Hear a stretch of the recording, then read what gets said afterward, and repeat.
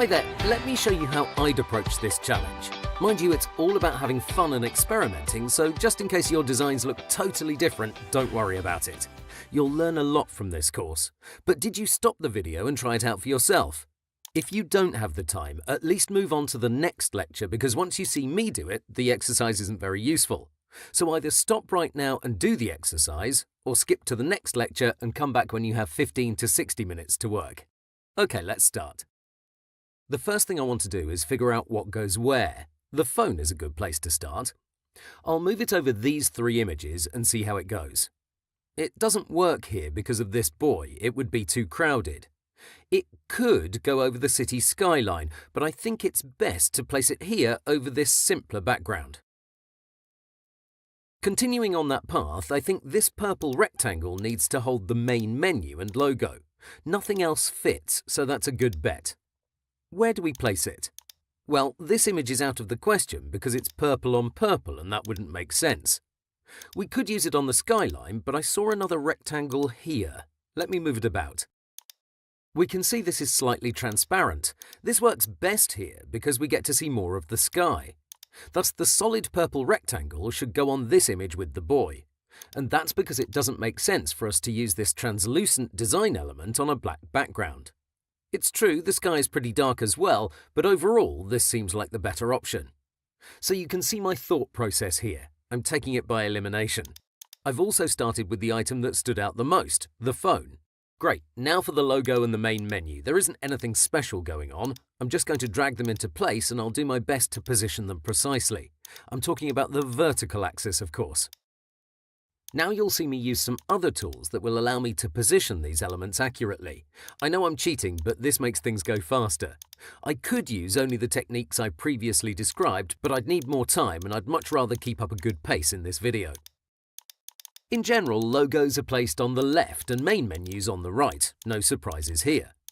When your first version is done, have a look at your remaining elements.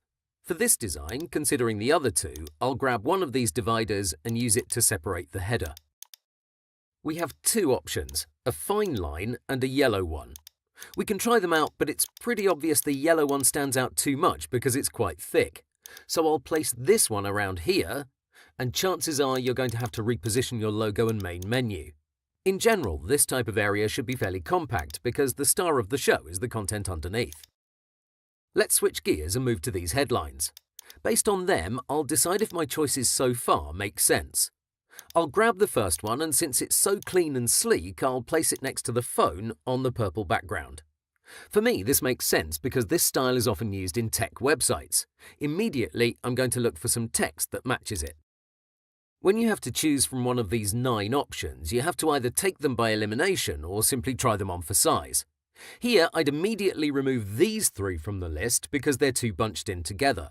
There's little to no vertical space between the lines. This makes reading them a pain in the neck. Based on that, these other 3 have way too much space between them. So through a simple elimination process, we're left with just 3 paragraphs. One is condensed, which means the letters occupy a smaller space. You can see that by taking a look at the overall length.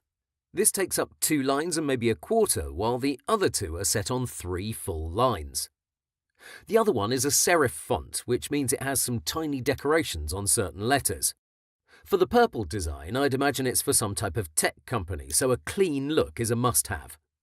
Based on that, I'll go with this third and final option. In case you use the condensed one, that would work too, but not as well. As I'm placing these around, you may think it would have been impossible for you to have the same approach. Well, that's what this course is going to teach you. Also, you could have just tried several options, just mix and match them and see what looks right to you. Like I said, there's a couple of other combinations that would have worked, so there's more than one way of solving this challenge. Okay, let's jump ahead so I can show you my final designs. In general, things are going to go a lot slower in this course, but this is us testing out the waters, hence the speed. For the purple design, I chose the cleaner font because it's an IT-related website and that's the standard. The buttons are in the same style, and I think the red works fairly well with the purple background. It's striking, but it fits. We could have skipped this divider, but then we would have needed more space between the main menu and the phone. Of course, this element could have been made smaller, but its display is most likely going to hold an important screenshot, so bigger is better in this case. For the boy, the title I chose is this whimsical one, but I wouldn't have complained if you used this other one, which is also fun and playful. Considering its style, I wanted something very different, so the condensed body text seemed like the best approach.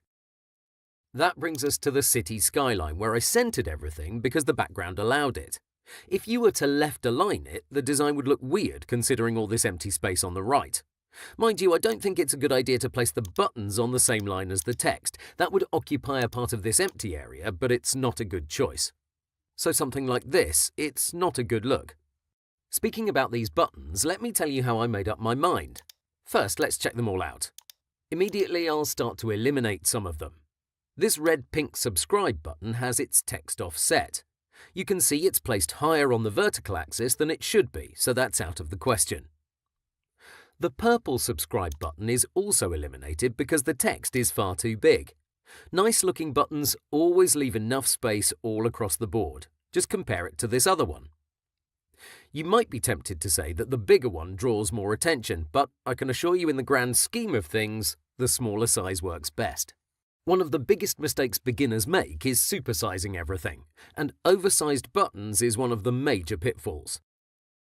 Moving to the green button, I think this one looks better as the other one's too rounded for my taste. That's a preference, not really a guideline. For the Find Out More side, the story is similar. This is out because it's too small.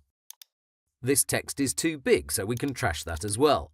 And since I didn't like the roundness of the green one, this is going to be out too. As far as mixing and matching, you always follow your fonts.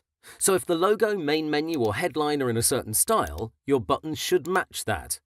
Of course, some rules can be broken. For example, in this city skyline, the buttons don't use the same font as the main headline, but that specific typeface doesn't work well in small sizes. The text becomes hard to read when you shrink it down. That's one clear-cut exception. Again, all these points are described in my lectures, so don't worry about it. And with that, we've wrapped up this video. I hope you enjoyed the process, even though this was only a small glimpse into the vast world of web design. I'll see you soon.